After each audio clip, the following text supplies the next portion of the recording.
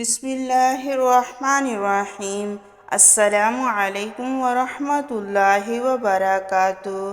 حضرت ابو سعید خدری رضی اللہ تعالیٰ عنہ فرماتے ہیں کہ رسول اللہ صلی اللہ علیہ وآلہ وسلم نے ارشاد فرمایا، جس نے لقمہ حلال کھایا اور سنت کے مطابق عمل کیا اور لوگ اس کے شر سے محفوظ ہیں، وہ جنتی ہے۔ صحابہ کرام رضی اللہ تعالیٰ عنہم نے عرض کیا، یا رسول اللہ صلی اللہ علیہ وآلہ وسلم، ایسے لوگ تو آپ کی امت میں بہت سارے ہیں۔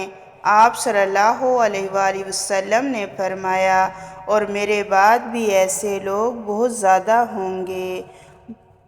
مستدرک امام حاکم، حدیث نمبر 7703۔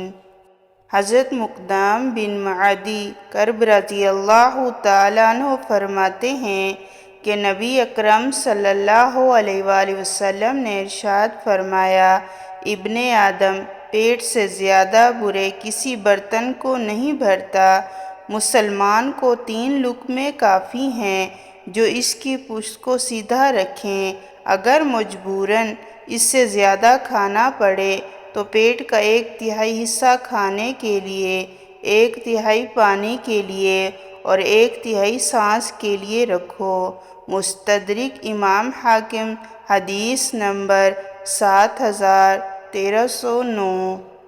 حضرت عمر رضی اللہ تعالیٰ عنہ فرماتے ہیں کہ رسول اللہ صلی اللہ علیہ وآلہ وسلم نے ارشاد فرمایا، زیتون کے ساتھ سالن بنایا کرو اور اس کی مالش کیا کرو، کیونکہ یہ شجرہ مبارک میں سے ہے۔